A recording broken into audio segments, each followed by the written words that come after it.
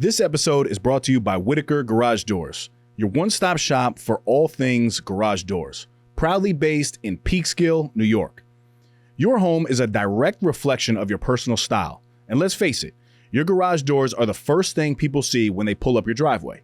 Whether you're looking for the timeless charm of a classic carriage house door or the clean, sleek look of a basic wood finish, Whitaker Garage Doors offers traditional options for every taste and budget.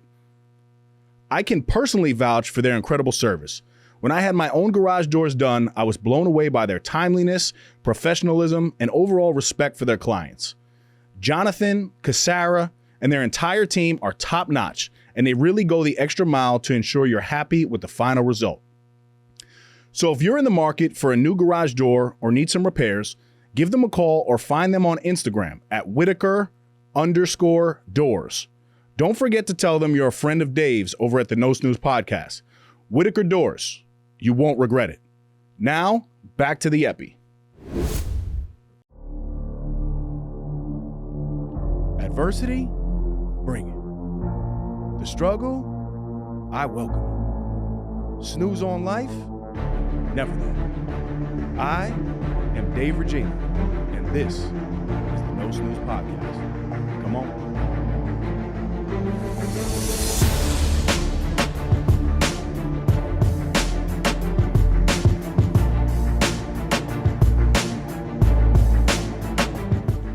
Welcome back, No Snooze Podcast, episode 237. As always, I'm in the booth. We got a big three. Claudio the Voice, Valenzuela, Michael the Fit MacDonald, and I am Dave the Body Regina.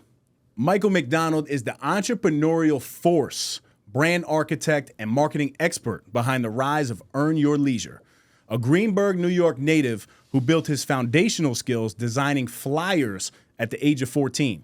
He later mastered photography and content strategy, working behind the scenes to build a global media and educational powerhouse.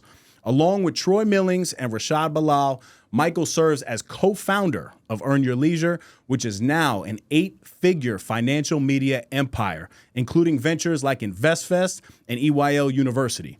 Michael is now stepping into a more public role, mentoring, sharing his branding expertise, and inspiring the next generation of business leaders. Mike, welcome to the podcast, my brother. Thank you for having me, man. My brother. Dope, man. I like what you're doing, man. This is beautiful. Thank you, man. It's It's dope, been a long time coming, man. It's been hard, man. We're trying to make this happen for a long time. I'm glad we finally made it happen. Yes. Listen, I'm well, glad. welcome to New York. Well, Connecticut, I guess. Yeah. Here, but you look phenomenal, my brother. I would be remiss. This is the fit I've been wearing lately. You know, I have to, I gotta look like a CEO, right? If I'm a CEO, I gotta dress like a CEO. You know, I can't just put sweats on no more. So speaking of CEO, you're doing 75 Hard, which Andy Frisella created from First Form. Yep. He often talks about being the CEO of your life. How's that program going, though? Tough? Easy? It was real tough in the beginning. As you go through it, you start to build your discipline. Mm-hmm. And a lot of things that I wanted to do, I wanted to stop eating meat. Like all meats, all fish, everything. I became a vegetarian after day 30. I start to get clear on what I really want, what's really important to me. So I would say, even working out now, it's become almost like a habit. I literally, it's so easy to just wake up, go walk or go work out, go to the gym. It's second nature to me now. If I don't do it, I feel like something's wrong. So, as this process has been going, elevating every single day, it's become amazing transformation. I didn't lose a lot of weight. People think you're supposed to lose a lot of weight, but it's not about the weight. It's about the transformation in your mind. It's about elevation. You definitely look leaner, though. Oh no, I'm definitely stronger. I was losing my muscle, man. I started taking those drugs, those Monjaro and stuff. What is that? Ozempic and gotcha. I was taking Monjaro. It's another one called Monjaro. I was taking that, and literally, I lost 80 pounds, but it depleted all my muscle. What did it do mentally?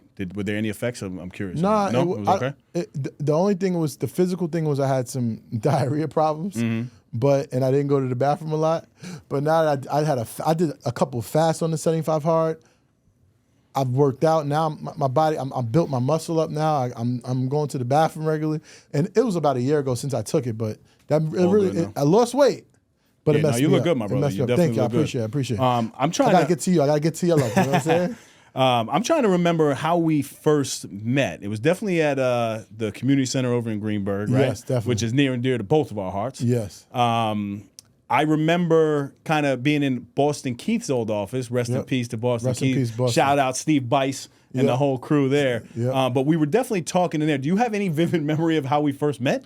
We met. I know we met when I was with Troy because it was the summer league, and I was coming to pick up the ball because you had the ball, and we won the summer league, and I guess the ball wasn't there, or wasn't. It was supposed to be there, and it ended up getting into Troy's hands, and Troy took it to his house. But we won the summer league. We went 0 and whatever that whole season. Yeah.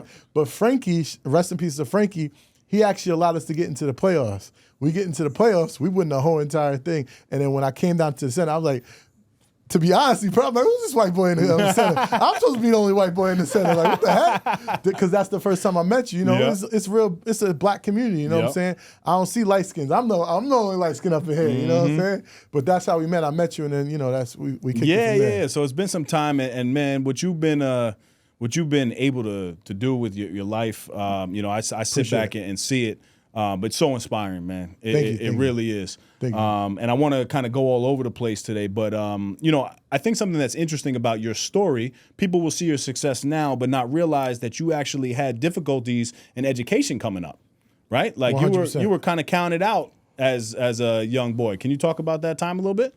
Well, I started to think about like, in my classroom, it was everybody from the projects in my classroom. So, and then I started to realize that I'm in a classroom that's called special education.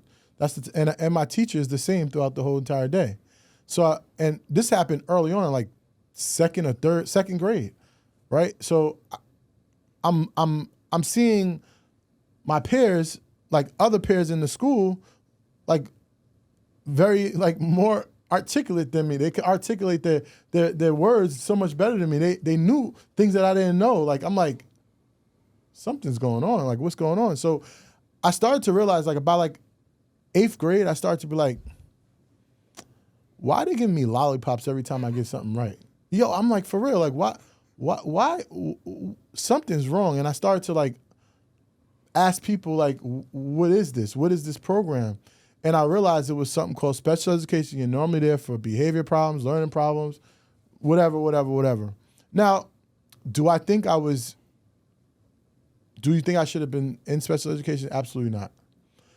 The problem is people learn differently. And the way I learn is if it's something I'm not interested in, I'm not going to be focused on it. Mm-hmm. It's just, my son's like that too. Doesn't mean he can't learn. Doesn't mean, he's not educated. Doesn't mean he has behavior problems. If my mind's not stimulated, I'm not going to go nowhere. I have to stimulate my mind.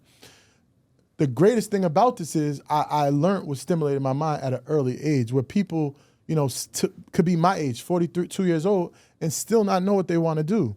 So I was able to learn at 14 years old exactly what I wanted to do for the rest of my life. Because that was something like, you can teach me social studies and I didn't care nothing about social studies. You could teach me economics. I didn't care nothing about economics. But when I got into that computer, I was so focused. I was so locked in. I don't care if you had ADD. I was locked into that computer. And that was something I really knew that what I wanted to do. And that was how I just kind of like broke out of the special education realm. You make such a great point, even just about how the education system is set up. And it's funny, we actually, as Americans, were taught, like, have this sugary cereal in the morning, right? This is typical. Have this sugary cereal. So you almost get on this high, and then we tell the kids, sit in a chair for 5 hours throughout the day. It, like, doesn't make any sense when you really think about it. Wow, I never thought about it like that. You know what I'm saying? Like, That's think about crazy. it. Because instead of like being taught, listen, have some protein in the morning, have some healthy fats, maybe some fruit. No, it's like have these Fruit Loops, these Fruity Pebbles, all that. Now you're jacked up on energy, and then we're like, sit in a chair, young boy. That's amazing. It's kind of crazy to think about. That's crazy. Right? That's crazy. So growing up, you were living in the projects, or you? Yes, I was living in the projects. Yeah. So this is you're obviously from Greenburgh, and I want to give you an opportunity to shout out Greenburgh and just the way that you kind of grew up outside of the school. So I grew up in Greenburgh public housing, Oak Street to be exact. Rest in peace to Davon. He called them the Oak Street Mobsters. I'm talking about Greenburgh, so I gotta, it brings a smile to my face. I really do love how I grew up. It built my character. Mm-hmm. I have friends. My childhood friends are still my friends to this day that I grew up with in the projects. Now, I'm not going to sit here and tell you it was like murders and stuff. It was a couple shootings, but it was definitely drugs. It was a drug-infested area. And, my sister, she was, an addict. So it kind of like, she laid the foundation for what not to do. I seen the effects it had on her. So I never really even wanted to, dibble and dab. Even in college, when they all doing this new drug called like ecstasy or something, whatever, Molly or whatever it was at the time, I didn't want to touch it because I knew what the effects that had on my sister. So I kind of like that didn't bother me. What did bother me was, the fact that no one was. If I stayed in that area, if my proximity was so limited because nobody was doing anything, right? There wasn't, it wasn't no business people. It wasn't no like. People that have somebody to look up to, and coming in, I only had a one-parent home, so my father was never in my life, so I didn't have like a father to look up to. I didn't have no inspiration, so that was probably the worst thing about the projects. I had to get inspiration from people outside of like those opportunities I had to go on trips, like with the center. The center's the only place I've ever been out of my community actually. Shout out to J. Rob. He actually took us on trips. Mr. Glass took us on trips. Those are the only times I was able to even see outside of that proximity that I was in, that environment I was in. So, but besides that, I have lifelong friends. It was good. I've learned a lot of lessons. I'm street smart. I gotta somehow figure out how to teach my kids street smart because the way they're living right now is unbelievable. But it's definitely a blessing. Yep. But yeah, I mean, it was it's definitely. I'm fortunate, to have the people that I had in my life growing up. Yeah, and I mean, there's two ways out. You know what I mean? Like it's the way that you are today, and then obviously those who are no longer here. Well, it's jail, death. Absolutely. Or success. Well, I was just looking at it like a good path or a bad path. Yeah. And I saw a lot of that same stuff growing up in Mount Vernon, New York, which is why. I mean, honestly, it wasn't a same thing. Like to me, it's not tough because it's what you love. Yeah, it's how you grew up, right? So I've always been the white boy. So when I came to Greenburgh, people were like, yo, you're gonna make it here? You a white boy? Yeah, absolutely. Why wouldn't I make it here? Yeah. I actually lived on the other side of things, right? You typically hear race and people automatically think it's white versus black, right? Whereas me, it was almost black versus white. So I could relate because I've been punched in the face because of my skin color. I haven't been picked on a basketball game because I was the only white boy. But what did that make me do? It sparked the interest in me to become the best shooter that I could possibly be. Right, so I would sit outside in the park and just get my reps in, and that's how you gain respect. And I look at it as that's kind of what molded me.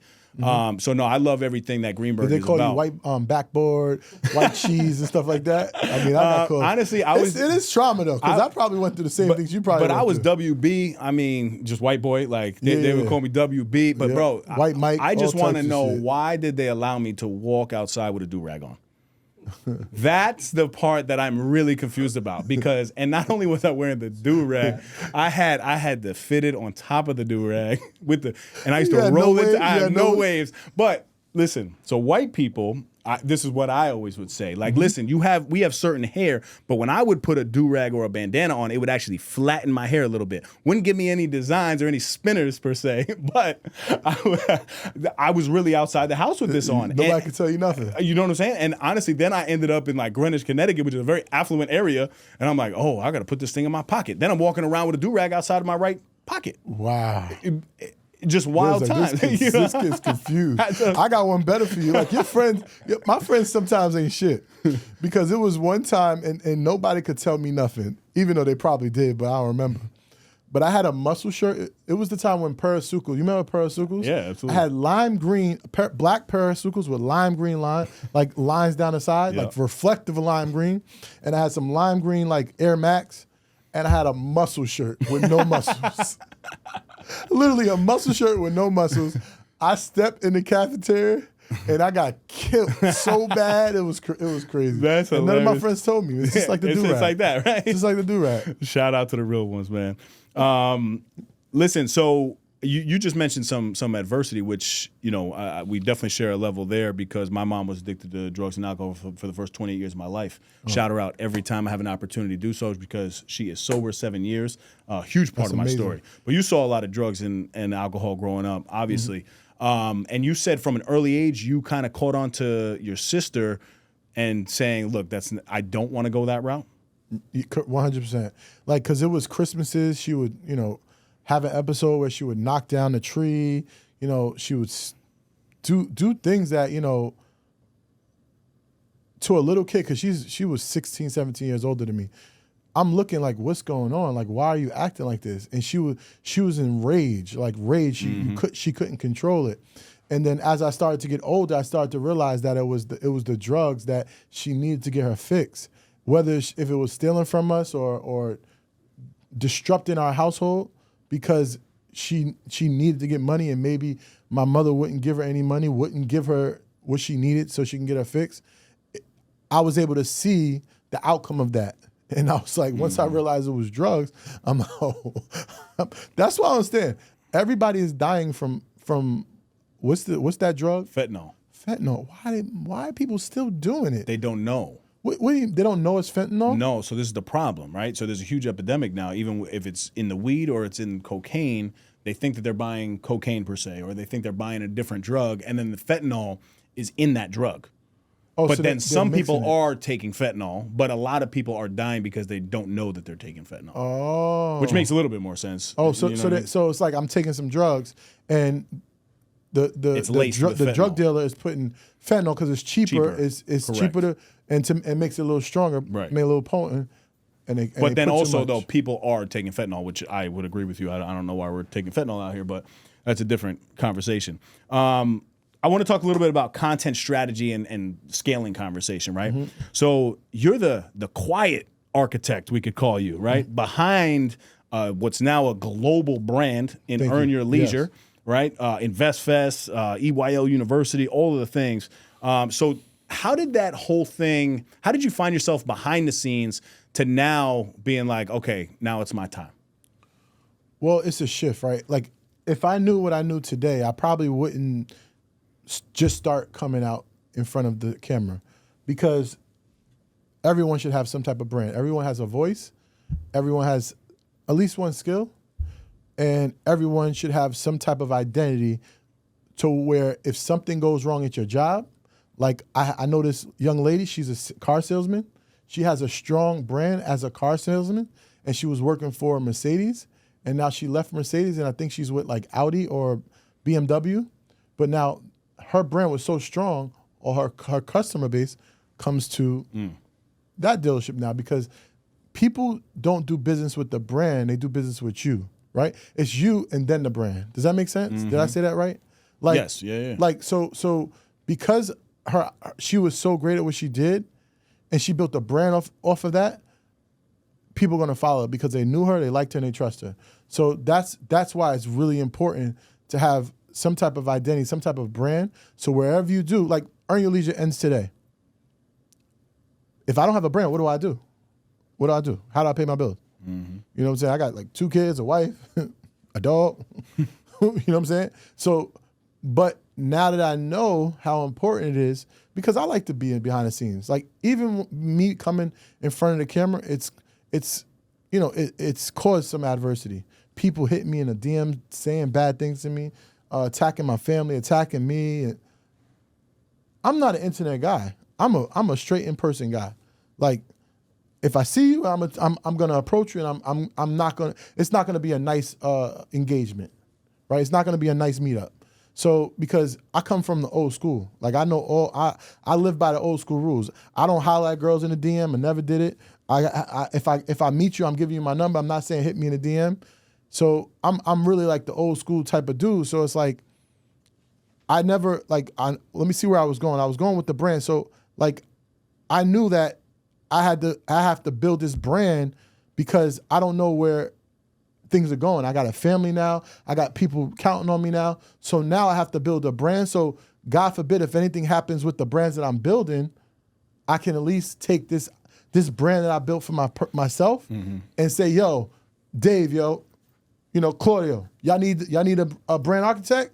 You see what I did? Let's do it. Let me come on and give you my sauce. You know what I'm saying? Stuff like that. So that's why I had to build the brand. Now I'm producing, more podcasts now, just more shows, more podcasts, more projects because I came out, because I came out, not came out, but came out in front of the camera. I'm coming out. Just because I'm building my brand, my personal brand. I got a curriculum in 3 schools, Very right? cool. Because I came out and built my brand, right? I got a coaching program. Why? Because I came out and I'm building my personal brand. That's how strong personal branding is. It takes all your attributes and apply them to you, and now you're getting booked to speak. I spoke in Toronto. I just spoke last week because I built my personal brand. But if I stayed behind the camera, nobody would know me. Nobody would know what I would do. And I couldn't make a living. Now I can make a living off of my personal brand. It's not just earn your leisure. It's not just investments. It's, and you want to have purpose. You want to have some type of fulfillment. I get fulfilled when I help people. Like when Rashad came to me and asked me, I want to build my personal brand. I want to become the #1 financial literacy. I got fulfillment out of doing that. The journey fulfilled me going from Rashad, the financial advisor, to Rashad, the media mogul. Let me stop you there because that's a big one right there. Right? That was a big moment, obviously, for both you and Rashad. So that's what it looked like, though. Shadi came to you and was like, Mike, look, I want you to help me with, building me out as, how did you say it? A celebrity financial advisor. Right. So a celebrity financial advisor. Now you're working on his page. You're giving him content strategies and things like that. So how does that now connect to building Earn Your Leisure? Like, what was the process there? So because Rashad was given so much great, so people care about these cameras. Like, you have some amazing cameras here, but Shout out to Claudio. everybody don't start like that, right? People get so wrapped up in the quality of the visual aspect and not worry about the quality of the product aspect. Meaning, what are you saying? Are you saying valuable content? Are you saying content that is valuable? Right? Are you telling me something that could transform my life? Are you telling me something that can inspire me? Are you telling me something that could educate me? Something that is gonna entertain me. You gotta focus on what you're saying, the context of the content, not the quality of the visual content. Does that make sense? Yes, absolutely. And he was given so much quality content, even though it wasn't coming visually, it wasn't the best pleasing, but it sounded good enough to where people could learn, people could understand, and people could digest the content, and allowed us to take his following from 300 people to 40-something thousand. And when he got to 40-something thousand, this thing that we call a podcast, like everybody knows today, everybody started hitting him like, yo, you need to start a podcast. You need to start a podcast. You need to start a podcast. And it was basically a platform. Instagram platform was a very short amount of time where I can tell you, about, say, 50 Cent's brand deal, right? But on a podcast, I could really pull back the layers and dial in and see how much money was made, what was the percentage, what was the deal like. I could tell you, all the different aspects of it. And people wanted that. And that's why, you listen to what the people say, you listen to what the people want, and you do what the people want, you'll grow much faster.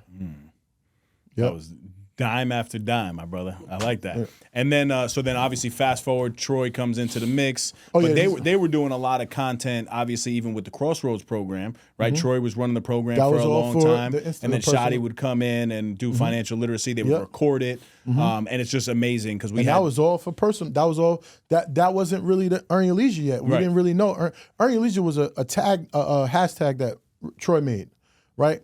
And the crazy thing is that, when Rashad finally decided he wanted to do a podcast, that's when he went to Troy.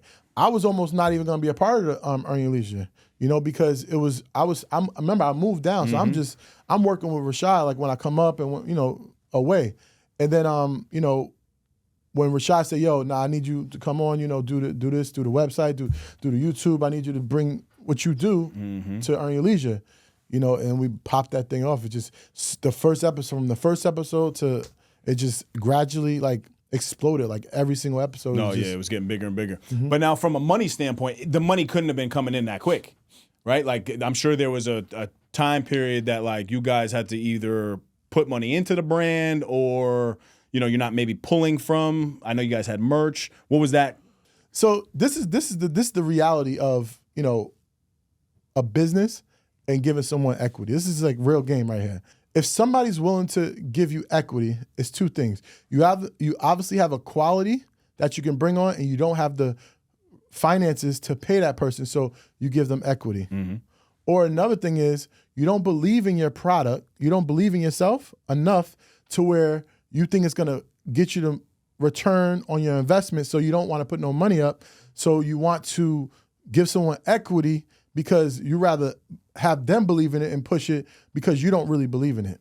So it's like, you got to understand my point of view. My point of view is I believed in you guys more than y'all believed in yourself, because I was making money, right? I was making money when we first decided, right? I was making, you know, not the money I'm making today, but I was well off at one point, right?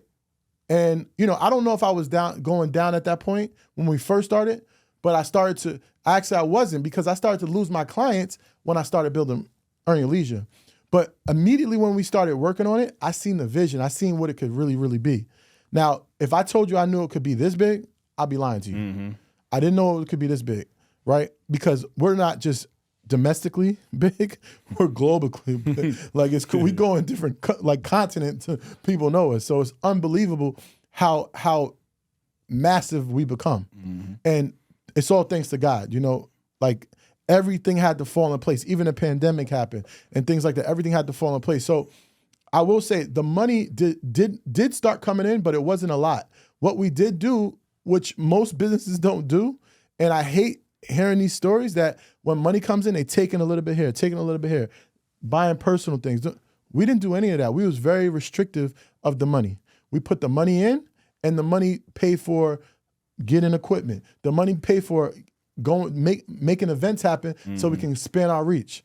That's what the money did. And we didn't really take no money out until like 18 months of literally going hard and hard. But we were making money. We were making money from day one. Like, it might have been like a couple $100 a month, but money did start coming in. But we didn't touch that. We didn't touch a dollar for like 18 months, and we just kept pouring back into the company.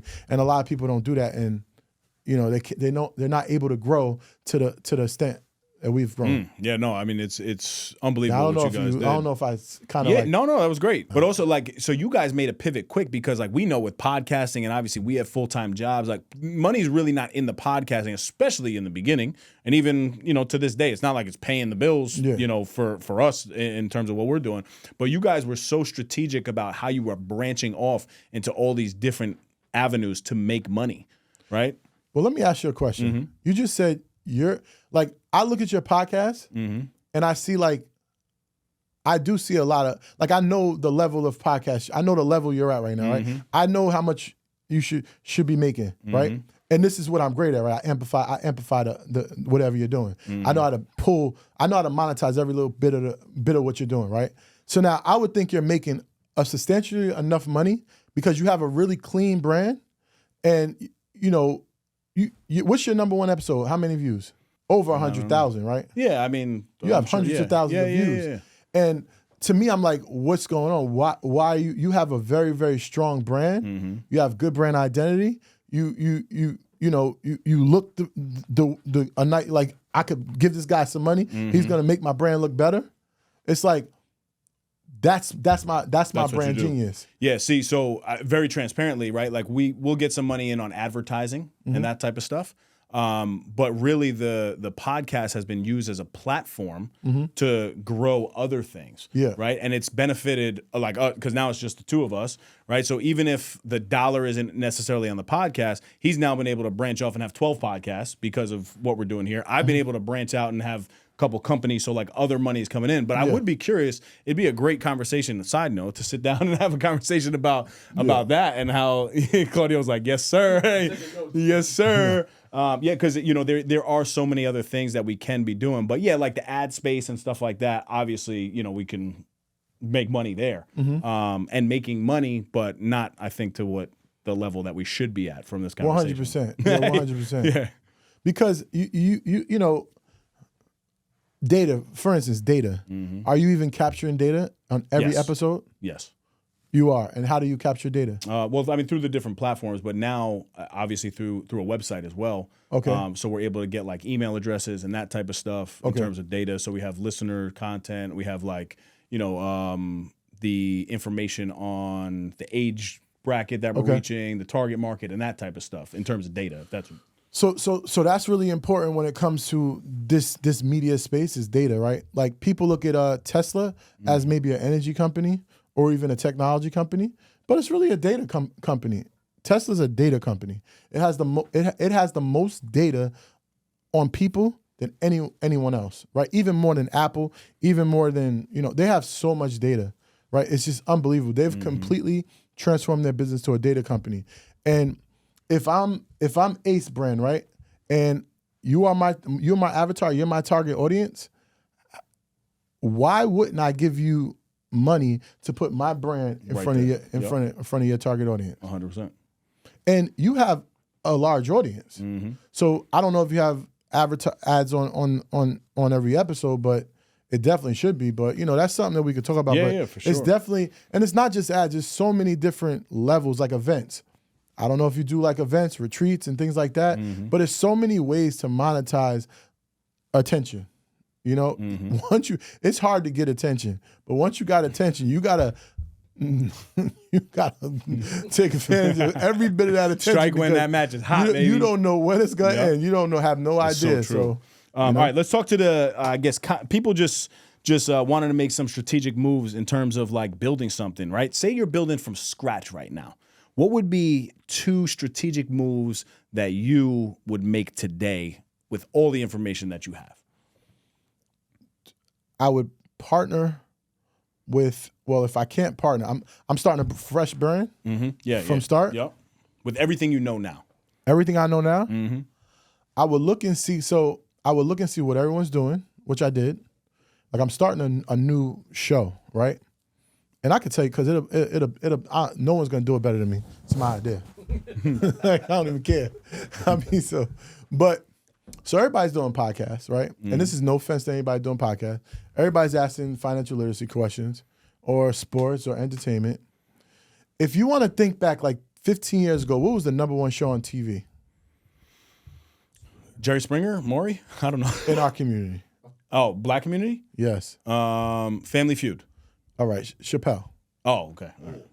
Chappelle was an amazing show, and it was only lived for 2 years. People wanted more of it, and they lost it. Why has nobody recreated something like that? The audience is there, still there. Absolutely. So it's like, if I was starting today, I would find a gap that's missing. That gap is missing from, and if you look on Instagram, you stroll, you see skits are really doing well. They get a lot of attention, but now that's all I can go to, that little skit. What if I can go to a skit, see a skit, and I can see more in a show format like David Chappelle?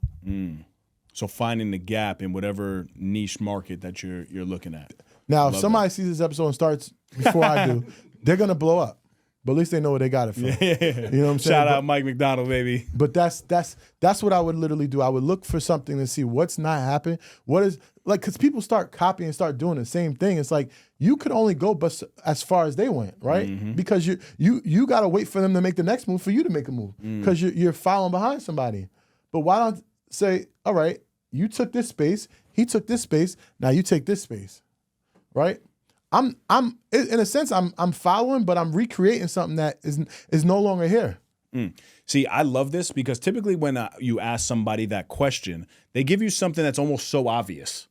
This one is actually hard to do. Like, you have to put thought into it. You have to be very strategic. Well, that's true too. You can create a whole skit with AI. Right. No. But I'm saying, like, the thought process though has to be there because, you ask that question to 10 people, even me. Like, people will say, oh, how do I get good at working out? Like, be consistent. Like, it's obviously very easy to say. This is finding that gap, and I really like that, Mike. Well, let me ask you a question. If I asked you right now, what's the funniest thing, what's the last time you can remember something funny that happened in the gym? In the gym? Not in my gym, really, but I've probably seen a video of a dude, like doing something goofy and dropping the weights or something like that. Imagine having that skit, and then you coming on and explaining, you had the entertainment because it was the funny skit, and then you come on and tell him what was wrong in that skit, what he could have did better, and oh shit, now we got like some type of show format. Yeah, now, you know what I'm saying?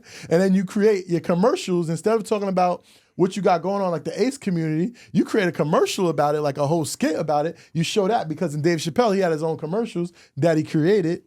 It's you know what I'm saying? Man. We got something that now we're creating a whole entire new format that's never been done. Call it the kid spot pie skit or something. Yeah. You know what I'm saying? We creating our own lane. I like that. But unfortunately, people keep trying to recreate the wheel. Right. That's why I say podcast. The podcast is not oversaturated. You can come out with your podcast. Just be creative. Be original with what you're doing. You know, and that's what's not happening. Like if the podcast space was not oversaturated, I just see this new podcast called Joe and Jada, right? Mm-hmm. Just came out. They almost got 500,000 subs. Mm-hmm. It's not because of they ain't bring an album out in a long time. It's because them two are probably long-term friends. They're both great storytellers, and they got some great content, right? Mm-hmm. So if it was saturated, how can they do it? Absolutely. What would be the second thing that you would say? So you would say find that gap in your niche market, and then what would be the second thing?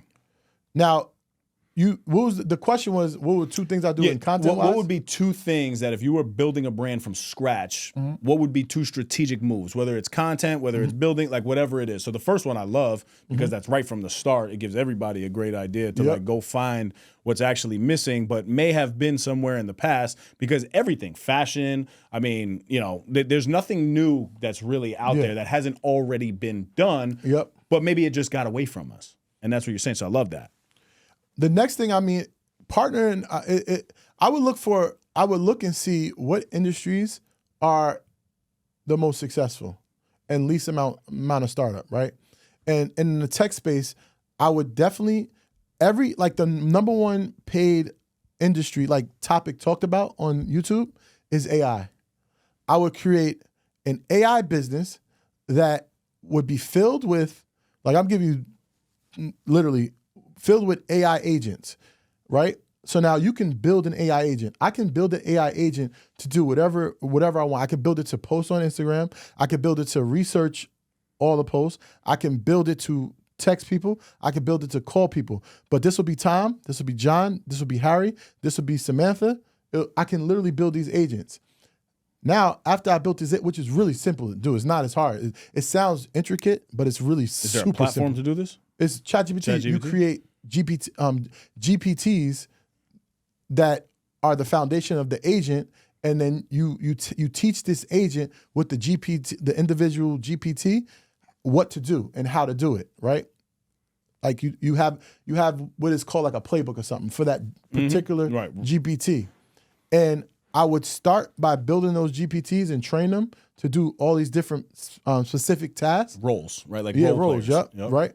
And then I would go and have this company with all these different, create avatars for them and all that. And I would say, hey, Dave, pay me $99 a month and I'm going to handle all these different tasks for your company. It's not going to cost me anything. The time, what it cost me from building these GPTs, right? Building an agent. Training them. Once I trained them, they can come in and handle all your emails. They can come in and handle all your texts. They can come and do all your marketing. They could post on Instagram. And you're paying me $100. How many businesses you think would want to sign up if I can literally get rid of your whole entire task force because you paid $99 and you got somebody to do everything? It's almost scary. It is scary.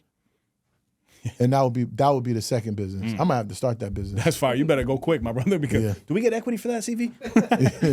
We get a little piece. Wow. So what would you say? All right. So this is interesting, and I think I asked Shadi about it too. I don't really remember his answer on the episode, but some people say do business with your friends. Some people say don't do business with your friends.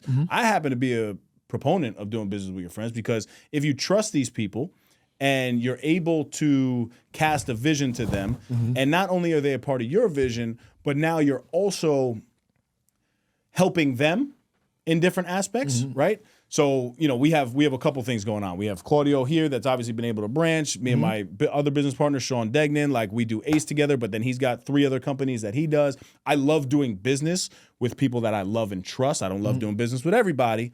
Yeah. But what's your take on doing business with, two of your friends? Well, I will say, doing business with friends, it will expose the friendship. So if you have a great friendship, business will expose that. If you have a bad friendship, business will expose that. The thing about it is when you go into business with your friends, if I stole from the business, we're no longer friends, right? If you mess with my girl, we'll still be business partners, right? But we won't be friends.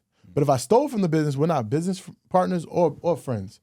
So the business is becomes the primary relationship between you and your friend. Mm-hmm. So the only thing I would say is, depending on that friendship, it will expose the truth of that friendship when you go into business with them. Does that answer the question? Yeah, absolutely.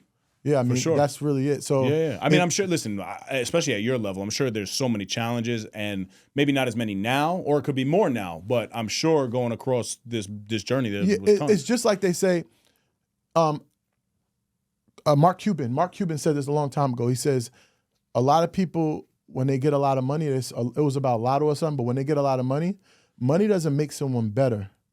It just amplifies the person they were before they had the money. Mm. It's the same thing.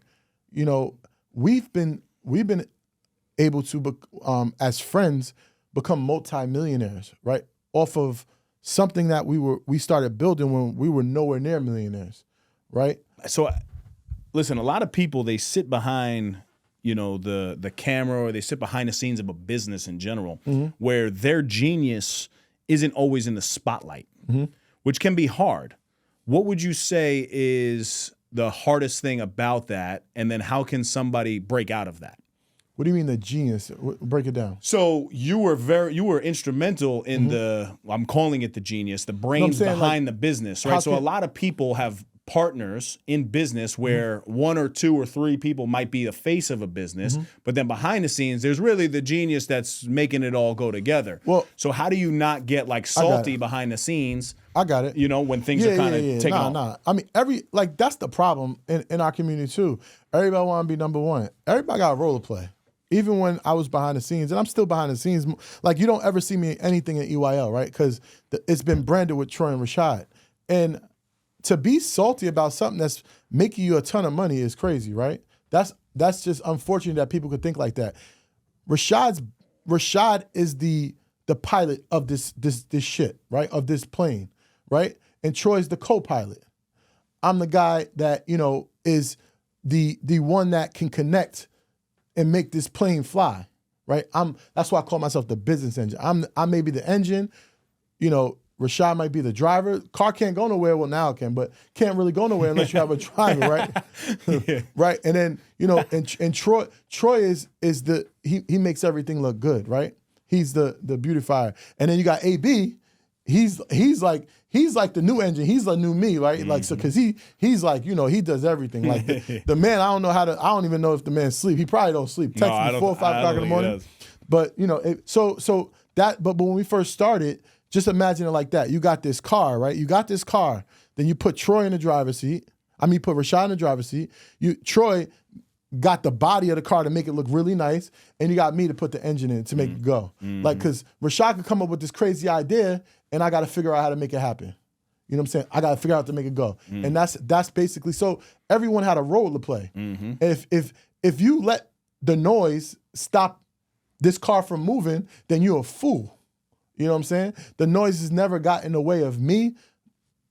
I can't speak for them, but hopefully not them either, for this car to continue to go. Mm-hmm. You know what I love about you guys too is, I'm in business and too many things that I know there's beef behind the scenes. There's got to be. It just is what it is. Oh, right? me and Rashad fight. We fight all the time. Yeah, but what I love about you guys publicly is you always praise one another. Yeah. I love them for real. Mm-hmm. I love them. Even if we are not friends, we'll always be brothers. I love them forever. Even if we're not business partners, I love them. I love their families. I love their kids. Mm-hmm. So it's love there. You know what I'm saying? It's different. That's why I said it's different for us because we were so close. We're so close in terms of family dynamics, and it's so much love there that it can't be broken. I'm not like we're all three are not the part. Like if I'm mad at Troy, like if I'm not mad at Rashad, which me and Rashad we have both very like masculine, identities. So we're always gonna bump heads because he wants to do this, but I'm like, no, let's do this. And then we gotta argue our point to see what we're gonna do. Sounds like me and this guy over here. Yeah, so it's like, but at the end of the day, it's still love there. You know what I'm saying? So, we might not talk for 6 weeks or a month or 6 months or whatever. Damn, that's a long time, bro. bro. But at the end of the day, it's still coming in. It's gotta be respect and love. You know what I'm saying? Yeah. A lot of times with the new generation, remember I told you old school rules. You know what I'm saying? I come from the old school. I'll come to your crib, knocking your door, we fight, bro. Yo, for real. Like I come from the old school, so it's like I'm not gonna go on social media and say, "Yo, this dude's an asshole." That's just stupid, right? Yeah. I'm the type. I'm gonna say, a person I have a problem with that is my friend, and especially I love.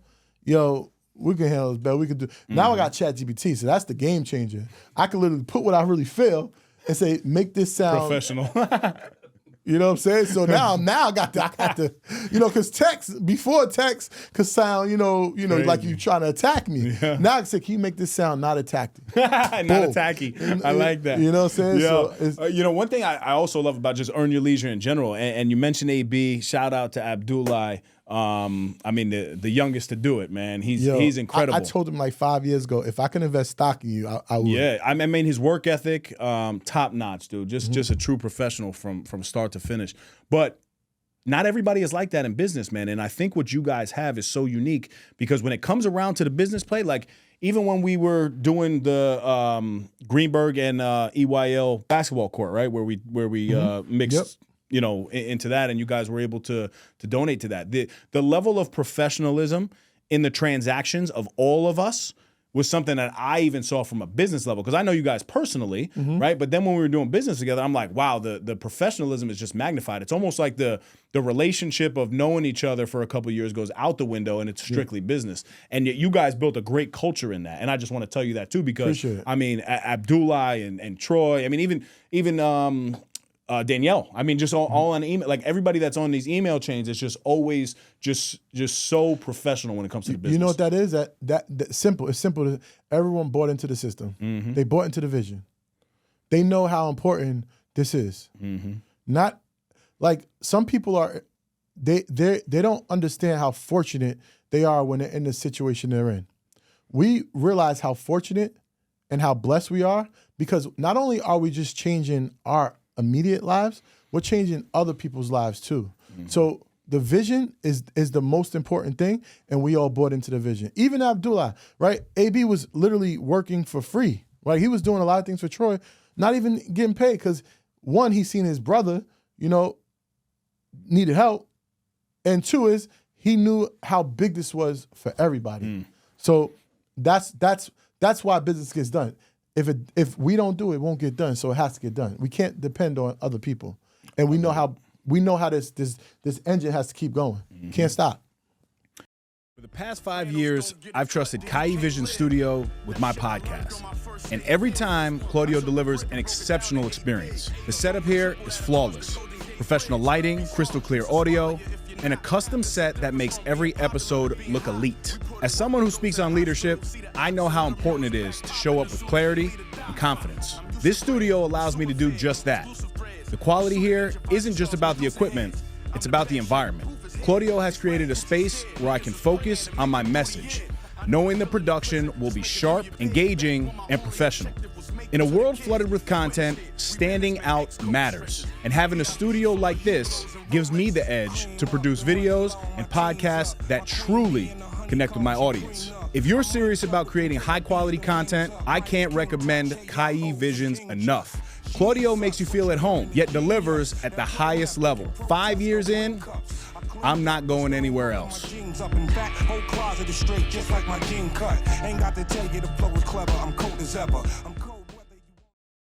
InvestFest 2025. Yes. Coming very soon, my brother. We almost there. You are speaking, right? For the first time ever, I'd like to welcome Michael J. MacDonald on stage for the first time ever. 5 years. It took me 5 years to have the confidence to say, listen, it's my time. Let's go, baby. I've been working on my speaking like crazy. Like I'm in speaking classes like every day, working and trying to art, because my brain moves fast. I guess that's why they put me in special ed, because I move so fast that I can't catch up, and I'm trying to slow my brain down and really, really say like some flash stuff and to make what I got up here come out and sound right. So I've been working on my speaking, trying to stop. I think I said like twice or 2 or 3 times here. I don't like that. I don't like saying work too hard, but just slow down, stop. And I said, you know what? I'm doing a lot. I'm getting really great at my presentation, and it's my time. And I'm like, let's do it. No, listen, I love it. I love what's going on, and what you guys have been able to build with InvestFest is insane. I mean, I was there last year, and I had an opportunity to be one of the judges with you on the Nipsey Hussle pitch, which was such a dope experience. Yep. I'm also speaking this year on leadership. Congratulations. Which is dope. Thank you, my brother. I heard you casted a vote for me. Yeah, let's do it. But who are you most excited to see at InvestFest? I can tell you first if you want me to go first. You can go. Philip Anthony Mitchell. Have you ever met him in person? No. Oh yeah, he's an amazing guy. I met him before all of this fame, and you could just tell he had like some type of light above him. Yep. Like he had some type of glow. Like he's definitely anointed. Mm-hmm. He's 100% anointed, and he has a gift, right? Once he gets starts speaking, you like, yo, this guy's speaking from somewhere else. He's just not. He don't just talk to talk. Not a human. Yeah. Yeah. I've seen him plenty of times, so I definitely I'm definitely excited to see him. But who am I most like? My wife. Oh, your wife. I'm excited to see my wife back on stage. She missed last year because she was pregnant, and now she's back in action. Yep. You're trying to get me in trouble. Well, shout out to her, and I told you, my beautiful queen, Catherine, loves her stuff and follows her. But even what she's doing, I mean, the bounce back after the baby, and she's amazing. It's just inspiring, man. You guys are. I don't know how she hitting on all levels. I mean, I'm not gonna lie. She's probably doing a little bit better on the 75 hard than you are, if I had to guess. She is. She is. I mean, but she's an athlete. She's a proven that she was Olympian. Yep. She's doing she's doing it fast, and she's breastfeeding. She's crazy. She's different than me. She's. What about Jack Dorsey? I mean, see, that's probably gonna be the guy. Yeah. I mean, yeah. I thought you were gonna say you don't see too many interviews with him. Mm-hmm. Your next up was gonna be Dave Virginia, right? Probably. Yeah. Probably. Absolutely, Yeah. 100%. Yeah. No, but Jack Dorsey, I think, is probably that's pretty interesting. Because I even as I was now like intrigued to find more on him, like on a public speaking level, there's really not that much. It's nothing. Yeah. It's nothing.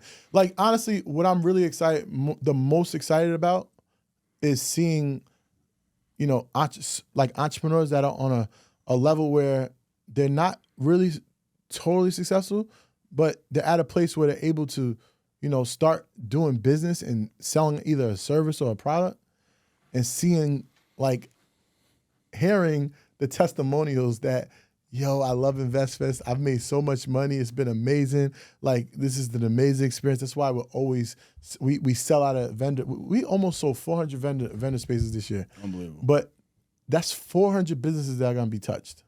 400 people's, it doesn't just affect their life. It affects their family life and the people that they sell to's lives. It's just, I just love the whole entire, we've created a whole ecosystem in just that one environment, because we all know Black Friday. Businesses they make a lot of money on Black Friday. We created our own Black Friday because this is 60,000 people over a 3-day weekend coming through your front door. How long would it take you as a business to touch that many lives? And you're paying a small fee to see 60,000 people and impact 60,000 people's lives. And you have the ability to have Magic Johnson come to your booth. It's amazing. No, it's I'm more excited about them because I love the journey. That's fulfillment for me. That's fulfillment. Seeing someone go, even who won the Nipsey Hussle, Monique from Divine Luminance. seeing how her company's built. She has a really nice website now. She has a truck now. She has new flavors. She has new packaging. Seeing her brand elevate from a year ago, it fulfills me. It makes me so happy. And what a great story that was. Yeah. I mean, just how the juices helped her husband, right? And then I know he was battling again. He's battling cancer. He's still battling, right? Yes. Yeah, but I mean, the stories that are coming out of InvestFest are something that I look at very closely, and I think you guys do a good job at highlighting them as well. What would be the one that like stands out in your heart? Because I'm sure people come up to you all the time and they're like, Mike, look, what you guys are doing changed my life. Which one would you say stands out the most? Change. You know, the first person that came to my mind was really Miss Business. Like, her business has exploded from InvestFest. Like, that's the first name. Maybe because I just seen her. And what is she interview. Just give listeners she's a concept CPA, of what right? yeah. How many millionaire CPAs you know? How many? No. How many? My brother's She's CPA, become I a don't know. millionaire just by understanding she monetized everything she had going on. She ain't leave no money on the table. So she's the first person. She came in that marketplace. The first year only had a 10 by 10. To now she's literally the queen of the marketplace. That's probably the first thing. Let's talk about the household a little bit, right? One thing I love about you, Mike, is you know how intentional you are in the house. You as a father, you as a husband. So how have you always been that way? I know you mentioned you're 42 years old now, and the wisdom that you share now I think is different, right? I got married at a young age at 24, divorced in a very healthy relationship now, but wish that I had, the wisdom that I obviously have now, but I've gone through experiences. Have you always been this way? And I guess what does that household mean to you now, man? Well, right off the top, my family's my everything. Like, I gave up on having kids. I'm 40 years old. I'm not having kids. It's all good. I wanted kids, but I'm like, all right. I became okay. I had a couple of relationships. One relationship where we lost the baby. So I was like, all right, maybe God don't. Maybe that's not for me. And then I meet my wife, and she was actually somebody I really could see myself marrying, because not only is she like beautiful and amazingly successful, I seen how she poured into me, and she wanted me to become a better person, a human being. And I'm like, damn, this person could really, this is my better half. So I was like, I was all in. I brought into the vision of me marrying this woman, me having kids with this woman, me having a beautiful home with this woman. I brought into the vision. And like me, when my first son was born, I was like, I can't wait till I come home and he runs to me. And the first time that happened, man, that was the most fulfilling thing. Like, you could take away all the success from Earn Your Leisure. You could take away everything but like that moment right there was more than anything in this world. Like, you can't buy that. You can't fake that.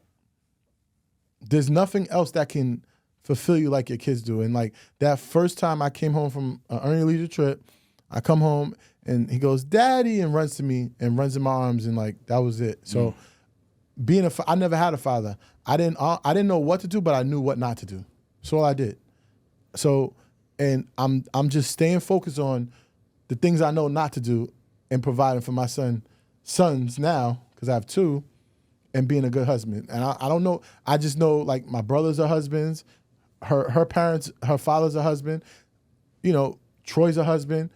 Just learning things that, from what I see in my circle, in my environment, my proximity, and trying to implement that into my life and become 1% better every day. It's very special, and you could tell that you take it so seriously. Yeah. And it's something I really do, admire, and a lot of kudos there. Yeah, what would you tell somebody that's, trying to find that relationship and has been struggling, and they feel like, listen, I've been single for a long time. Maybe it didn't work out with this one, or maybe it didn't work out there. So trying to go back to where you once were, what were you looking for to get you to be with your wife? Well, the first thing is, if I hate when people are looking for a relationship or trying to be in a relationship when they aren't in a space where they should be aligned, ready to in their own life. Yeah, right. So it's like, if I get into a relationship today and I'm not where I'm supposed to be, I don't have everything in place, I'm gonna get a woman or a man that isn't on the level that I really want. So immediately I already started a relationship with someone that I really don't really like, but I'm settling for something that I really don't like because I'm not going to attract the real woman that I really want or the real man that I really want. So the first thing I would say is work on yourself. Therapy's been the best thing for me. You know, I was in therapy when I met her. I'm still in therapy, but because we all have our traumas, right? I have traumas from childhood to now and things like that. But I would say really work on yourself. And it doesn't have to be financially, but it has to be you have to be mentally, emotionally, and spiritually in a place where you can bring somebody in your life and it doesn't take from you, it adds from you. Does that make sense? Mm-hmm. So that's what I would say. That'd be the first thing. The next thing is, you know, when you meet somebody, like I tell people, when you meet someone, if your behaviors on how you met them, like if you're trying to get a one-night stand all the time, the people you meet are not going to be your wife. Like you're saying, I hate being single, but you're not taking that woman on a date. You're trying to bring them to your house. You're trying to have sex on the first night. Your behavior is not implying that you want a wife. So I would say you have to start being intentional on your behavior and how you approach women. Or if you're a woman, how you approach men, right? So that would be the next thing is being intentional, you know. And I was intentional. Granted, I didn't know I was gonna. Like I thought I wasn't good enough for her, because like you said, she's very fit, and I'm not. She wants these muscular. She dates these muscular guys. I'm not. You know, I'm a big dude. But again, she's seen inside, she's seen my ability, and she knew she can pour into me. Like I was mentally right, I was financially right. I just didn't think I had the body for her, right? So that was my thing with her. So I never really looked at her like that. I like, you know, let's just do business. And I helped her with her business.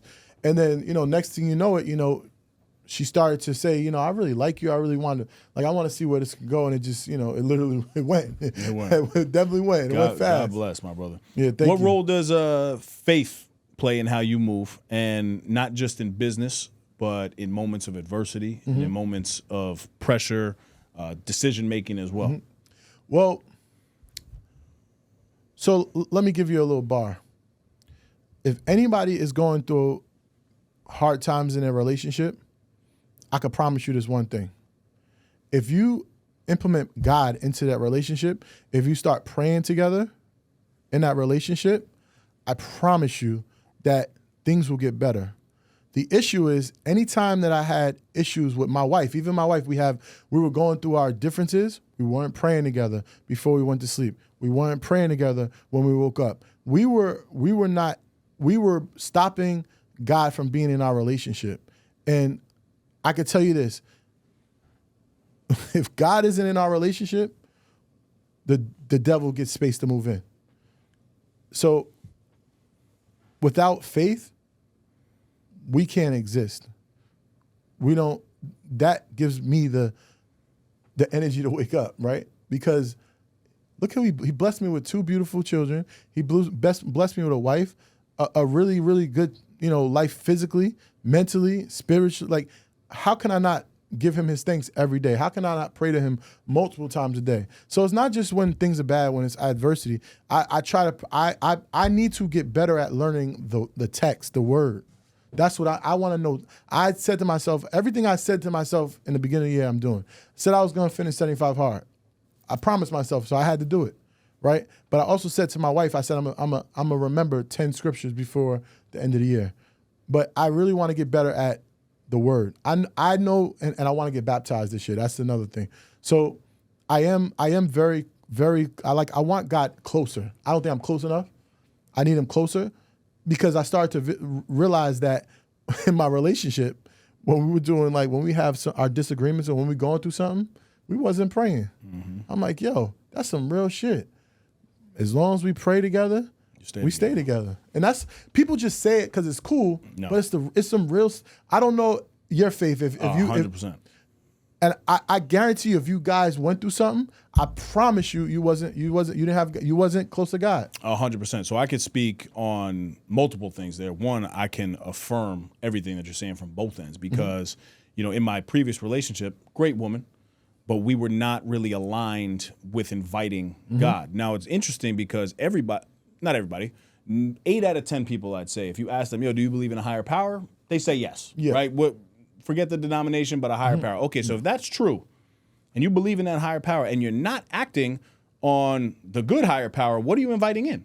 Yes. The bad, like you were talking about. Yep. So if you're actively saying that there's a higher power there, and you're not going to God with that, who are you allowing into your relationship? Yep. So in my past relationships, just in general, I never did that. Never. But I also then got really close to God at the end of my last relationship because he tested me with some things. Yes. And I gave it all to him, and I said, listen, I want to live for you. Yes. Right? And I believe in Jesus. Yes. And honestly, even me saying that I'm a disciple of Jesus Christ publicly would have been comical to me years ago. Yes. It would have been very comical, Mike, because I couldn't really connect.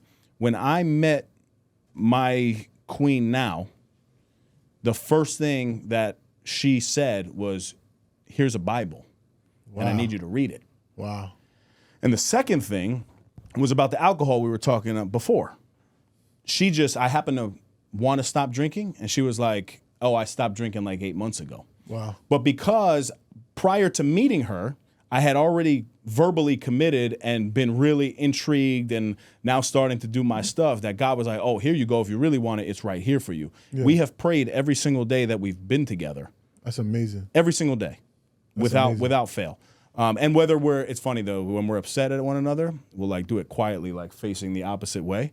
But prayer is so important in relationships. And 100%. I do believe that if you're not doing it, then you are inviting that other spirit that's allowing to take over. And it's tough. It's working hard. The devil's working hard. And if you allow it to get in, it can really destroy something that could be great. You know, our relationship, we have two phenomenal people, right? She's amazing at what she does. I'm amazing at what I do. And together we form the Mac Pack. You know what I'm saying? I like that. So it's like, I can't let the devil destroy something that could be so impactful to this world, because she's helping people in different countries. She is an amazing at investing. I gotta get on the show. She's amazing at investing, and me, I see the beauty in people. I see the potential in people, and I know how to amplify whatever they're doing, and help people get out of their situations. Like even the Mac Pack, right, and the curriculum in Detroit. I didn't know kids didn't have phones. Like, they didn't have access to internet. They didn't have access to computers. Like, it's people still really messed up in America. And it's unfortunate.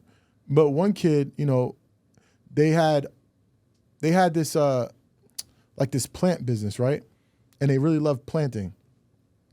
They were able to create capsules of like where you can plant, you can plant at home and grow like vegetables and stuff.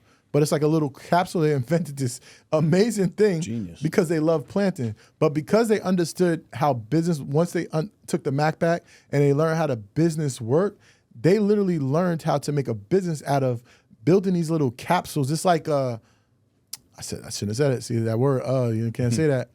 Yo, I'm really on it, right? Like how they build like marijuana, how you build marijuana and stuff like that. They built it on their own, like these plastic little cups, and it ferments, and it's crazy. That's amazing. They learned online, and they built it, and they made a business, and they sell these things to people that want to build grow vegetables on their own. So it's pretty dope. It's amazing. Now they're at 14, 15 years old, they're making money from building these plastic little capsules that make vegetables. I think my daughter has a version of it. She's 5. But we've got this little capsule, and there was like some seeds, and now it's starting to grow trees in it. And I don't know when she was gifted it, but it's crazy. It really is crazy. It's but amazing. Everything is a business. So now they can, buy a phone. Now they can buy a laptop. If they didn't have the ability, if they didn't understand how business works at an early age, then they would be suffering right now. But now they're making money. They made like $1,200 in a month. That's a lot of money to a 14-year-old. That's a lot of money. Absolutely. So it's like things like that is the things that inspire me and keep me going and make me continue to pour into the youth and just people in general, because you are great. You just got to know how to, amplify your greatness. So I want to ask you, since we're on the money conversation, I'd be remiss not to ask a little bit about the money, right? What would you, and again, this would be for your, let's just say for your kids. Your children have $1,000, but they're older now, $1,000 and $30,000. So for the person who wants to invest that amount of money, what would you do with the 1,000 and what would you do with the 30,000? So you asked me what I would do with 1,000, what I would do with 30,000? Yeah. Like if you only had $1,000 today to invest, what would you do with that money? And if you had 30,000, what would you do with that money? So $1,000, I would put it into I would build that AI company. Okay. That's enough to build that AI company. But see now, what you got to understand about what's going on right now, jobs are being taken away. Even like the editor for this, like you don't even need an editor anymore. You can get the Pod Pro. That's my guy right there, man. Don't take a job. I'm just saying, he's a producer. Oh, you're right. To edit the show, you don't even need that anymore because you have something to edit the show, right? Because AI is literally taking every single job. If I had 30,000, I would take that money and invest into a limited asset.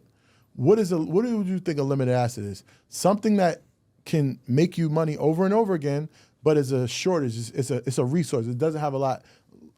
You can't get millions and billions and billions of it. It has an end date, like Bitcoin. Like what? Okay. It's only 21,000 Bitcoins. After 21,000, there's no more Bitcoins.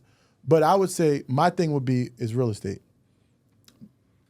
There's always going to be a place. There's always going to be a need for someone to live. But it's not always going to be real estate. It's not always going to be places to live. They're eventually going to run out. AI can never take away that. So I would put my money into something where that AI can't take over. And real estate is one of them that AI can never take over. Because they're going to always need a place to live. So that's what I would do. I love the explanation of that too, especially the last part, because AI can't take that over. That's what I would do with the 30. But $1,000 I would invest in the AI. And is there anything different in between, like even if you had 5 or 10? Or would you still kind of go in the real estate way? I don't want to say the generic thing the sponsors put it in stocks and stuff because I'm a person that likes to risk it all. It's just what it is, right? I'm in a position where I actually could do that now still because I got a wife that still makes a lot of money. So God forbid if one of mine, I don't do the crazy things that I used to do, right? I don't do but I do. I'm not afraid. If I have $1 million in my account, if I have $100,000 in my account, if I have $10,000 in my account, and you came with me to a business investment that sounded really, really good, I will give it all because I know what it can do. Mm-hmm. When I believe in something, I believe in something. It's either go hard or go home. That's why I don't like to give financial advice to people because not too many people can have that gut. I've been 100,000 a year, whatever it's called, and lost it all. I've lost 100,000. I've lost 200,000 before the Earn Your Leisure. You know what I'm saying? I've lost a lot of money before all this, so my gut can deal with it. Not too many people can lose $100,000 and keep going. You know what I'm saying? Yep. Not too many people can have $100,000+ car and go back to a $30,000 car or just a hoopty. I've done that. You know what I'm saying? Multiple times. So I'm not afraid. That's why I never wanted to be on the front screen too, because I'm not afraid to do that, right? Yeah, we can't be telling everybody else to do that. I got this dope car and stuff, and then I'm coming down in the hoops and I'm like, damn, what happened to him? You know what I'm saying? But my investments have been a little bit more, on the side where it's more strategic, safe. There's no not safe. There's no safe investment, right? But strategic, where there's a high probability that I'm gonna make, if not a lot of money, but I'll make my money back. So those are the investments that I do. But 5,000-10,000, there's a lot of things you can do with 5,000-10,000.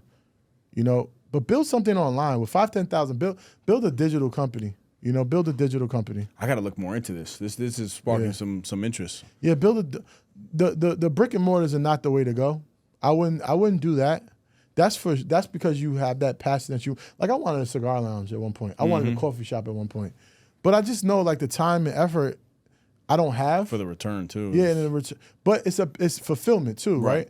You got certain things are about fulfillment, right? But I think that fulfillment would take away from a lot of great things that I'm doing right now. Maybe one day I might do it, but I'm doing it for the fulfillment. I'm not doing it for income. So you got to ask your why. What's your why?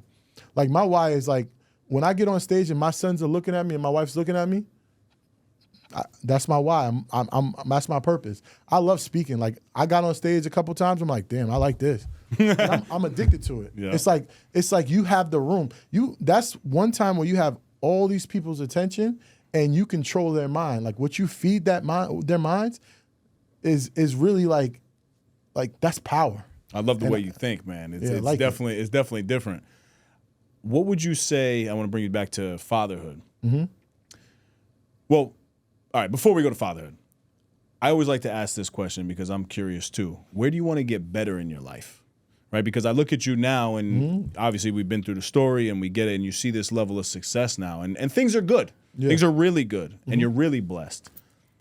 So I want to know at this level now, what is Mike when he looks in the mirror? Where does he still want to improve every day? Well, one thing is patience. I'm still learning that. Amen. Let's go 2 times on that one for patience, me too, my brother. Patience is definitely, your kids will teach you how to be patient. Even coming here on the plane, you know, my oldest son, he was just acting up. He wouldn't stop. And kids, what they do is he's doing that. I said, stop doing that. Yep. Like, he'll keep doing it. He's testing me. And he's going to take me as long as I can, as far as he can go. So my patience to not explode on him, because when you explode on a kid, you causing trauma. I know how I felt, When I got a whooping, I know how I felt, right? So my goal is to build my patience up to where it doesn't affect me internally and I blame it out on someone else. Like, so if you make me mad, I don't want to come home and make my wife upset because I'm upset. So my biggest thing that is dealing with my patience and not bringing it to some external. If I'm something's bothering me, keep it internal and wait until you get to therapy and release it. So that's probably the one thing that I got a lot better on, but I need to still continue to grow. I can echo that as well. And even, my reactions to things. Mm-hmm. That's where I feel like I still need so much improvement because although I've gotten so much better, now this is my new norm. So you are better, Dave. Good. Congratulations. 1% but we still, now that's the norm, that's now baseline. So you got to continue to rise. Mm-hmm. And I just find myself too many times, whether it's in business, whether it's in my personal relationship, whether it's a friendship or whatever, my reaction to things is very different than when I just take a minute, process, and then come back to the situation. But it's so hard to do, man. I'm very stubborn and Italian as hell when it comes to that. Yeah. So it's a challenge for sure.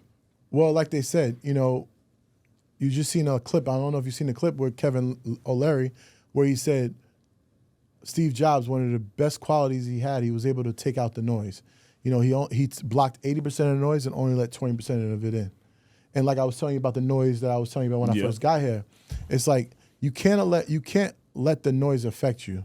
The more you block out the noise, the more you can focus on what the goal is, what the vision is. You can make that come up. Like if you're talking shit to me and I stop doing what I'm doing and start, giving that attention, that's doing 2 things. It's taking me away from the vision, but it's also putting my energy in a place that it don't need to be put. You're not harming my family. I don't care. You can say what you want about me. I don't care. You know what I'm saying? It don't matter. So he's also said Elon Musk is so successful because he blocks out 100% of the noise or 99%. That's where I want to get to. Like nothing could affect me. I want to get to a point where nothing could affect me because I know what the goal is. My wife says I always say it wrong. The goal. With the goal, I put that D on it. The goal. I know what the goal is. And that's all that matters. I see, like I write down everything I envisioned, like my life I envisioned it, I wrote it down. Like I got it written down at home. Now I got my iPad, which became the life changer, because now it stays with me, everything I write down. But I write down everything, like if you don't write this stuff down, it's not real. You can't touch it. I want to touch my vision. I want to see, like I wrote down I'm gonna be a great speaker. I wrote it down. And now I'm putting it into play. I'm learning. I'm getting mentorship. I'm getting on stages.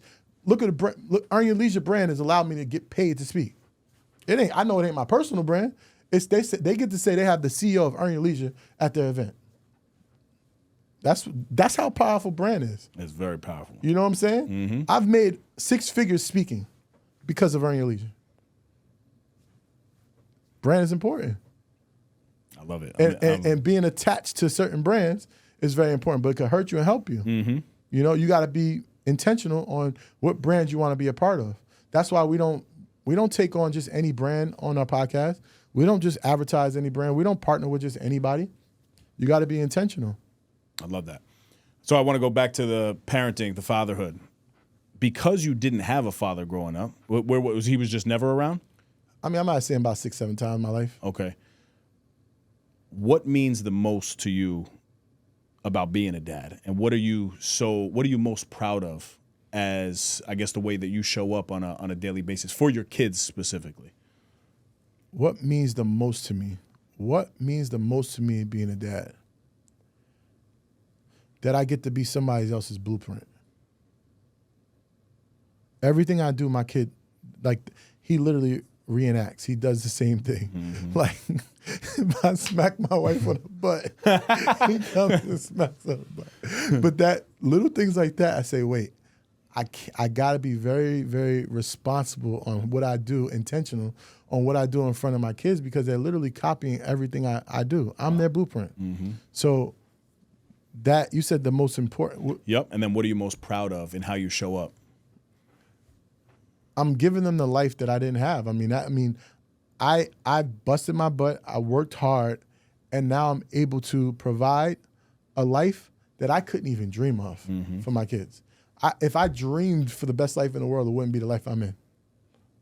Like, if I dreamed to be where I am today, it wouldn't even be this good. So, I mean, that's they are going to be their exposure. Like, my son's 2 years old, and my other son's 10 months old. They're on a plane. I ain't getting on a plane until I was 21 years old. Wow. Their exposure is, they're doing piano lessons, soccer, swimming, you know. Their exposure is going to be, you know, out of this world. That's one thing I'm not going to short them on. I'm going to give them the exposure that I wish I had. Because even, like, when I first moved to Atlanta, I moved to a section of Atlanta. It's called, like, the Georgia Tech area. If I knew about Georgia Tech, like, I didn't know about Georgia Tech. Even when I graduated, I never knew, like, what a technical school was. That was where I should have been. Like, why wasn't there somebody in my life to say, yo, you got to go to, like, a tech school? One would say, where would you be today? But then... yeah, probably can't get much better than this. I'd probably be working on somebody else's dream and not my own. But it would have been a lot easier to be in a technical school. You know what I'm saying? So it's just, you know, the exposure, man. I want them to be exposed to know, you know, there's so many things that you can be. And I want you to be able to decide what you want to be. I love that. I love that. Yeah. What would you say to your father if you had an opportunity to I said it to him before he died. I said, I went to him. He didn't know my name. He called me my other brother's name. And I said, I forgive you. I forgive you for not being there. I forgive you for showing me. I forgive you for, you know, not being there. And thank you for showing me what not to do as a father. And I love you. That was like the last words I've said to him before he died. How did he pass away? Probably, I think, a heart attack. Wow. And you had an opportunity to see him and you later on? No, well, like, I seen him. I went to the nursing home. We seen him. Yeah. We knew he probably lived a year or two after that. Gotcha. This the funny thing about it. You know, not funny, but he had like 20 plus kids, almost 30 kids, right? Almost 30 kids. He had a lot of kids. Really? Yeah, he had a lot of kids. And, you know, he died, and the one kid that he didn't remember his name, who you think paid for the wedding? The funeral. Me. Wow. The kid that and that, like, I didn't have no remorse. You know, I didn't want him to go out looking bad. I made sure it looked good. You know, I because at the end of the day, I don't know what that man went through. I don't know if he was molested. I don't know if he was pushed away even by my mom's. Like, you know, even though that can't be true, because when he had a heart attack, that was the time where I really seen him the most, because he had a heart attack and he moved back with my mom's for like a month. And that was kind of the most I've seen him in my life. Yeah. But, you know, I don't know what he's been through, right? A lot of times people want to judge people on how they are, but they don't know what they're going through. And I've became so mature in my life. Mature? Mature. I'm just saying. You know, mature. But I became so, you know, I understand what people go, like, that's therapy, man. Therapy really helped me. You don't know what someone's going through. And like I told my brother, shout out to Bam. Bam, he's my CEO. Vincent, that's my brother. He's my CEO of my personal empire. What I'm building over here, he handles everything. And Rich literally gave me the ability to, step back a little bit from earning your leisure. Because like, why am I editing videos? Why am I doing like graphics and stuff? I shouldn't be doing that no more. Like I'm a CEO and I need to start creating a lane for myself, right? Because we had conversations with Troy and Rashad. They just want the brand to be just them. They don't want me to be implemented into the brand. So all right, cool. I'm gonna build myself.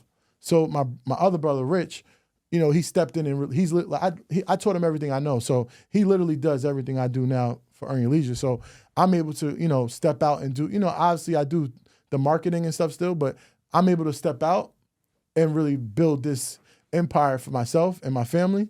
So, shout out to them. But where was I going with it? No. We spoke about your dad, and then you tied your brothers into the mix. Yeah. I was going to ask you. Oh, no, that's why I was going with my brother. Like, my brother has never been either of them. And my Richard almost died a couple times during COVID.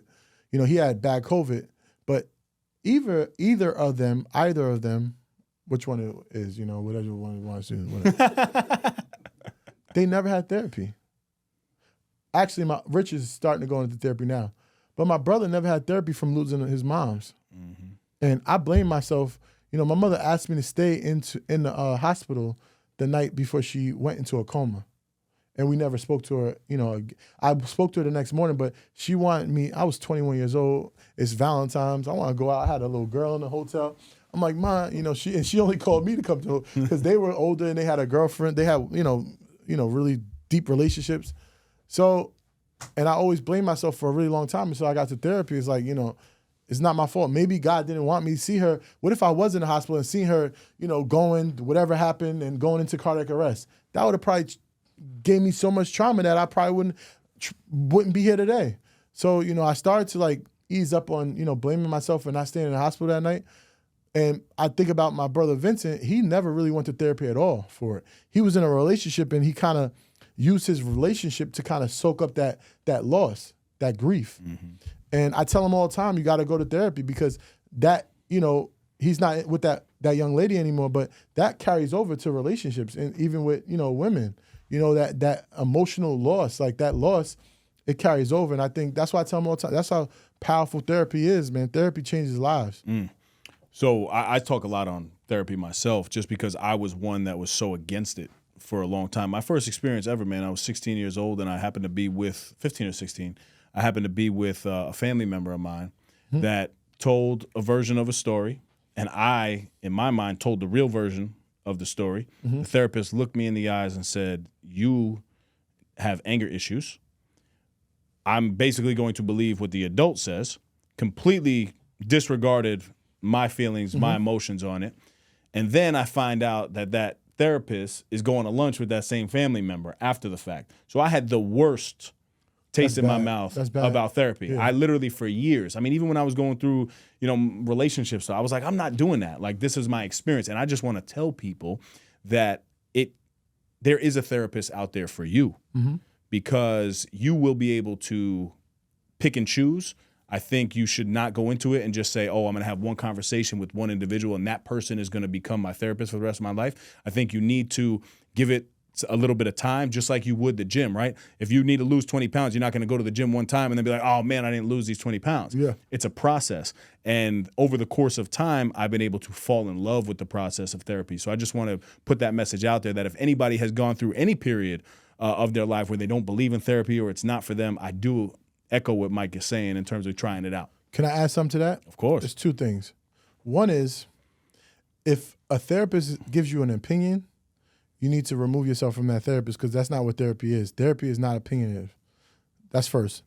The second thing is you're not going to change your life in the first time.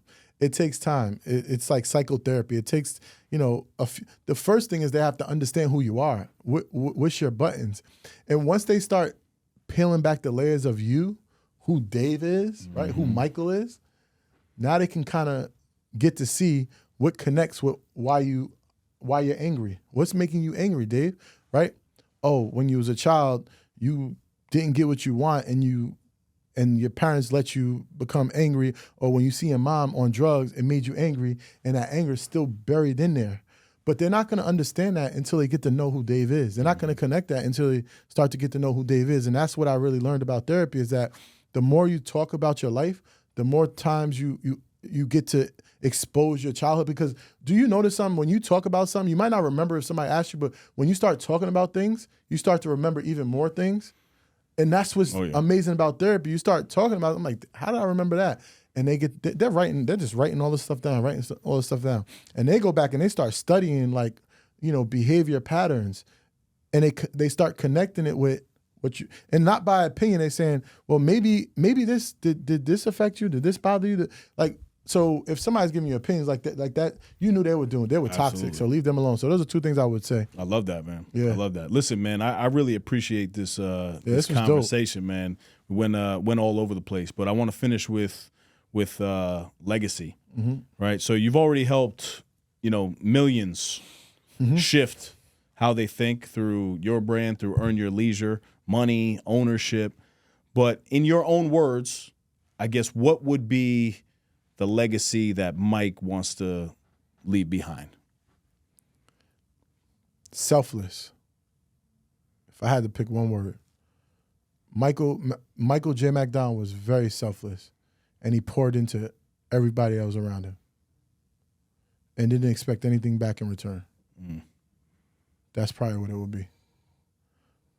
That's strong. I like that. Anything that we did not touch on today that you would like to touch on? Well, I don't like to promote things, so, No, you're going to have an opportunity to do all that, my brother. You can do whatever you want. The thing, so about promotion, right? I would have to be in a story, right? I would have to be in a story format, right?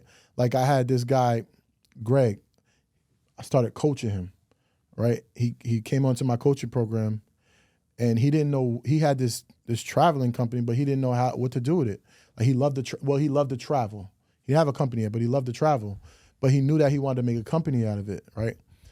And what I was able to do was get to understand his business and realize those gaps, and get to understand what he did and what he loved to do, and realize the gaps that he was missing that he could add to what he was doing, and build a business from it and start making money from helping people travel, right? So those are the things I like to do, and that's what we call the business engine.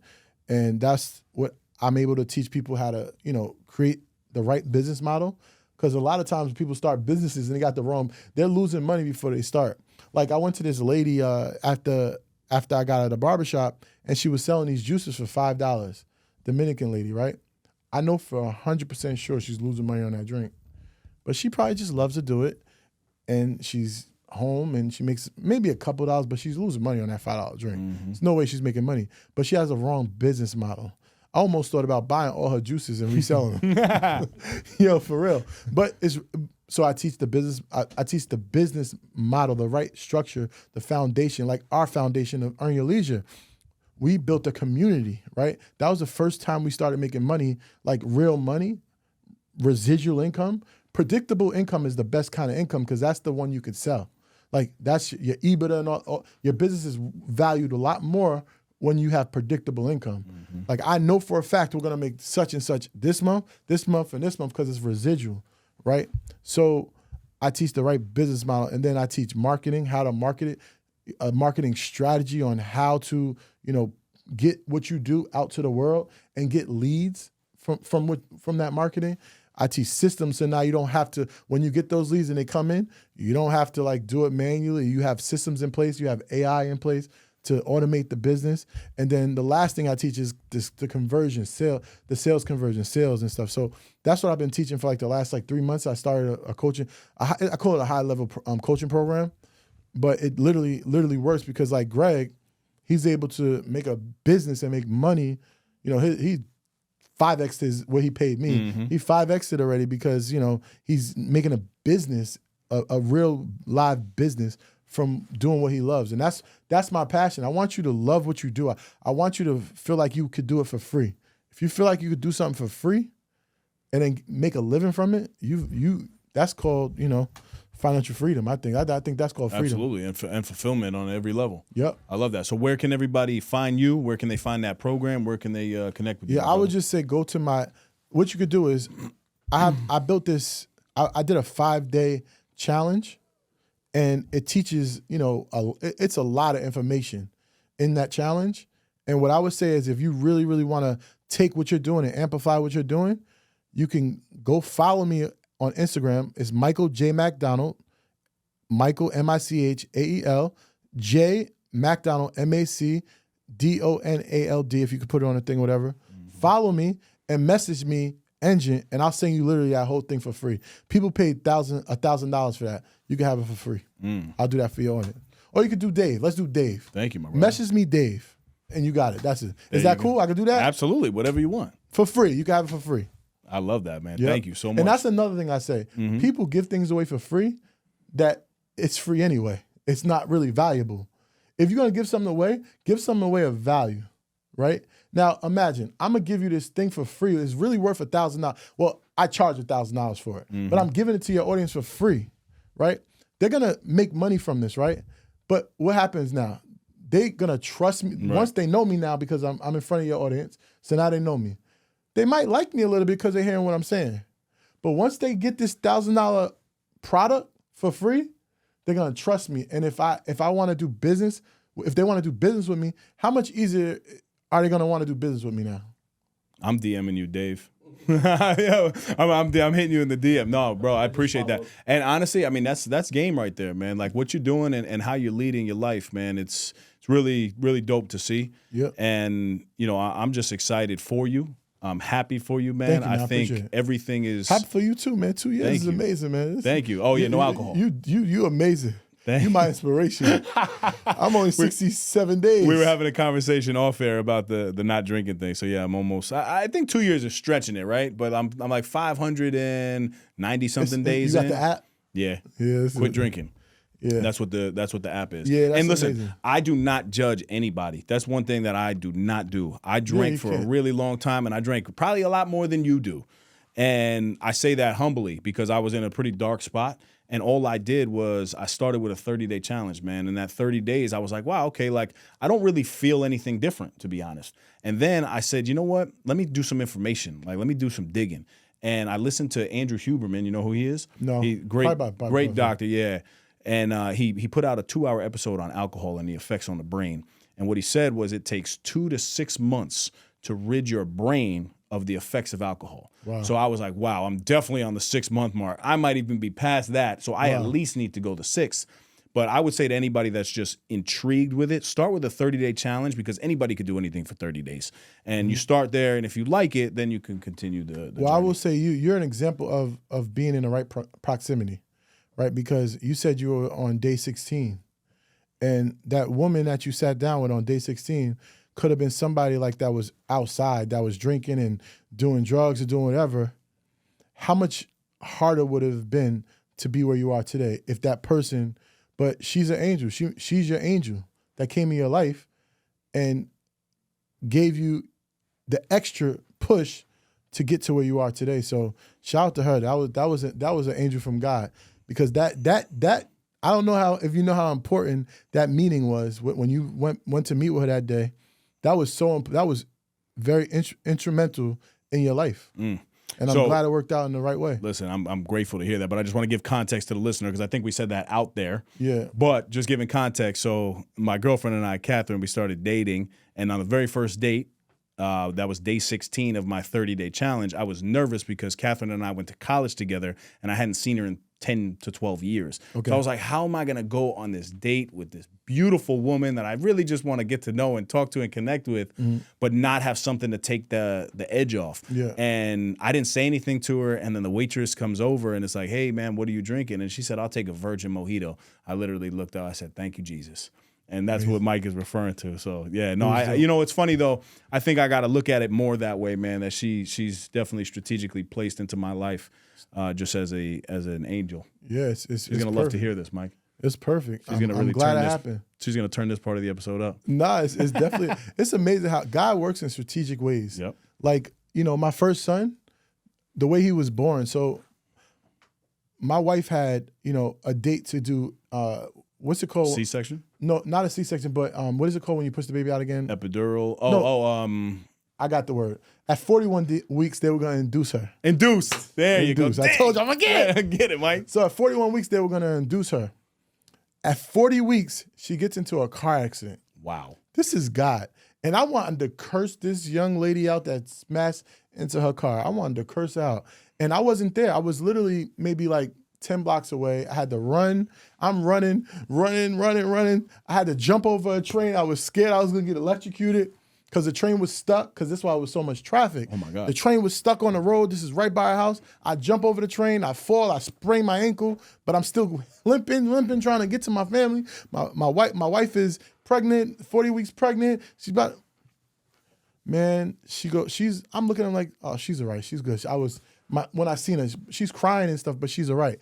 Everything's all right. Everything. And I'm a big guy, and they seen I was furiated.